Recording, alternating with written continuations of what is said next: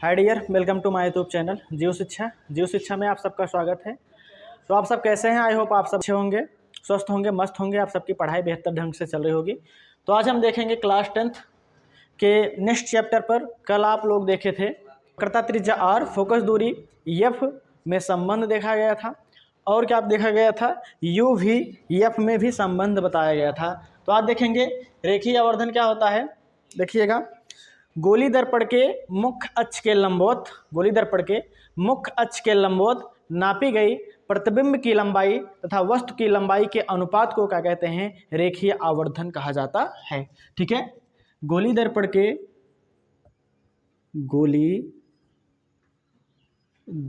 के मुख्य अक्ष के लंबवत, मुख्य अक्ष के लंबवत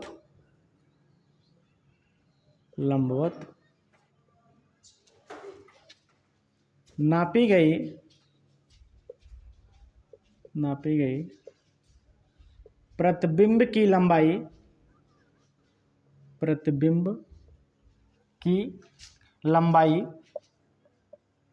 प्रतिबिंब की लंबाई तथा वस्तु की लंबाई के अनुपात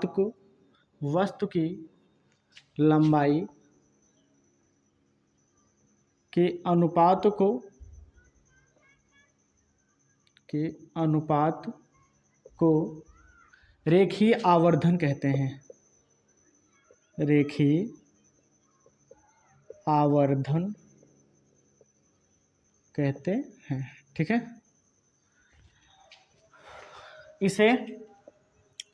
इसे स्मॉल एम से प्रदर्शित करते हैं। स्मॉल एम से प्रदर्शित करते हैं।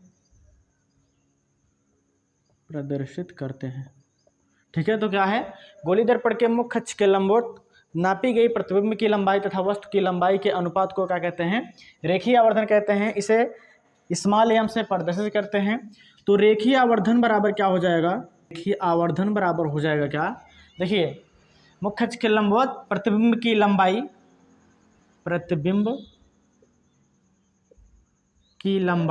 देखिए रेखीय आवर्धन बराबर हो जाएगा प्रतिबिंब की लंबाई तथा वस्तु की लंबाई के अनुपात, अर्थात वस्तु की लंबाई हो जाएगा। ठीक, तो यहाँ से यम प्रतिबिंब की लंबाई होता है क्या? आई, और वस्तु की लंबाई ऑब्जेक्ट हो जाता है। प्रतिबिंब की लंबाई अर्थात इमेज हो जाएगा, और वस्तु की लंबाई क्या हो जाएगा? ऑब्जेक्ट हो जाएगा। ठीक है, तो यहाँ से हो जाएगा, देखिए यम इक्वल्स टू प्रतिबिंब जो होता है वह माइनस में हो जाएगा, माइनस वी। ठीक है, और ओ क्या हो जाएगा? यू। ठीक है, तो यम बराबर क्या हो जाएगा? Minus v upon you. इसके आप लोग आई होप आप सब समझ गए होंगे, तो आप इसका स्क्रीनशॉट ले लीजिए। इसके बाद हम चलते हैं इसके नेक्स्ट टॉपिक पर। रेखीय आवर्धन के लिए सूत्र स्थापित करेंगे। तो अब हम चलते हैं नेक्स्ट टॉपिक पर। देखिएगा, रेखीय आवर्धन के लिए सूत्र स्थापित करना। तो सूत्र हम डिराइव करेंगे, डेरिवेशन है। तो देखिएगा, यहाँ पर देखिए एक अवतल दर्पण है, एक क्या है? अवतल दर्पण है, जिसका ध्रुव P, वक्रता केंद्र C तथा मुख्य फोकस क्या है? F है। यहाँ से देखिए अनंत तथा वक्रता केंद्र के बीच एक वस्तु रखा गया है जो AB है। AB से प्रकाश की किरण बिंदु N पर आपतित होती है, जो परावर्तन के पश्चात देखिए मुख्य अक्ष के समांतर जाती है और N पर आपतित होती है दर्पण के, जो परावर्तन के पश्चात मुख्य फोकस से होकर गुजरती है। और यहाँ से देखिएगा दूसरी किरण जो है वह क्या करती है? वक्रता केंद्र से होकर आपतित होती है, और यह बिना मार्ग बदले पुनः वापस लौट जाती है। और दोनों किरणें यहीं पर क्या करती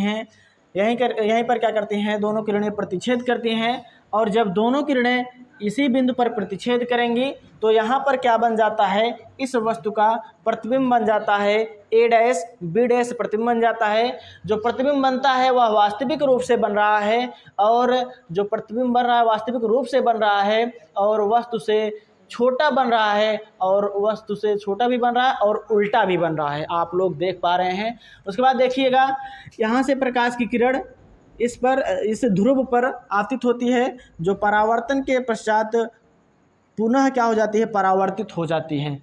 ठीक है, तो यहाँ पर देखिएगा, माना लिखेंगे पहले, माना यम1 व यम2 द्वारक का एक अवतल दर्पण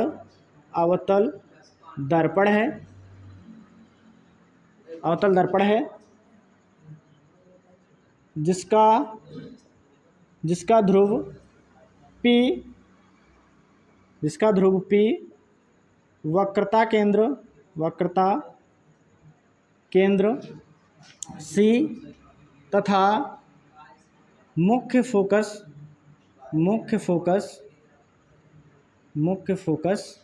F है। ठीक है, F है। दर्पण के मुख्य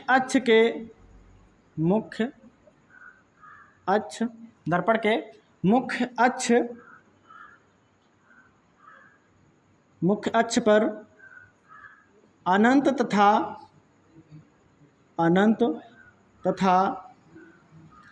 वक्रता केंद्र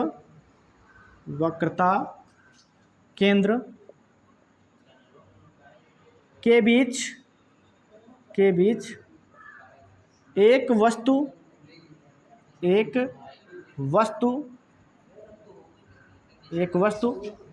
AB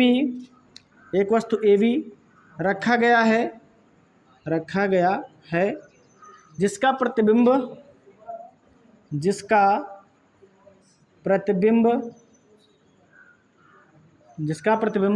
वक्रता केंद्र तथा मुख्य फोकस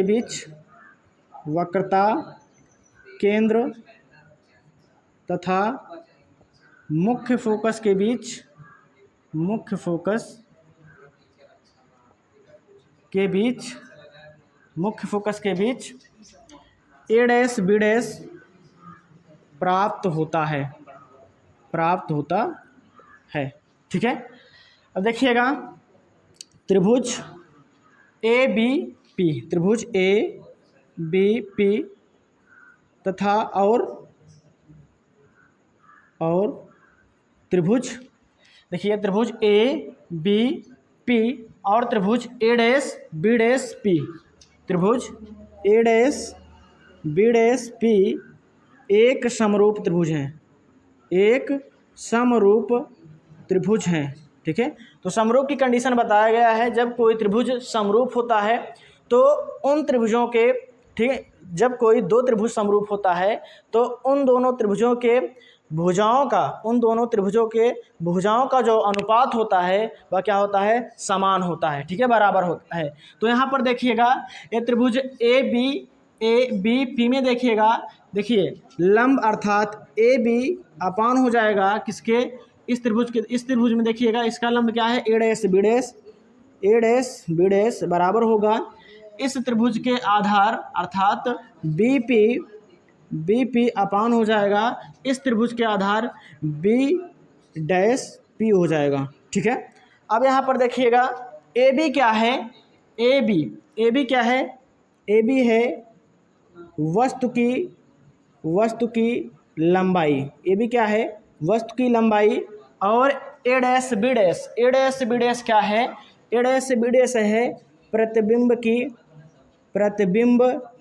प्रतिबिंब की लंबाई। ठीक है, इक्वल टू हो जाएगा BP क्या है, वस्तु की दूरी ध्रुव P से वस्तु की दूरी। ठीक है, अब यहाँ से देखिएगा, B' क्या है, ध्रुव P से प्रतिबिंब की दूरी। ठीक है, देखिएगा, इसके बाद देखिए वस्तु की लंबाई आप देखिए, पहले देखिए यहाँ पर थोड़ा सा, ये मान लीजिए y एक्सिस है, y डैश, और ये क्या है, एक्स एक्सिस है एक्स एक्स डैश।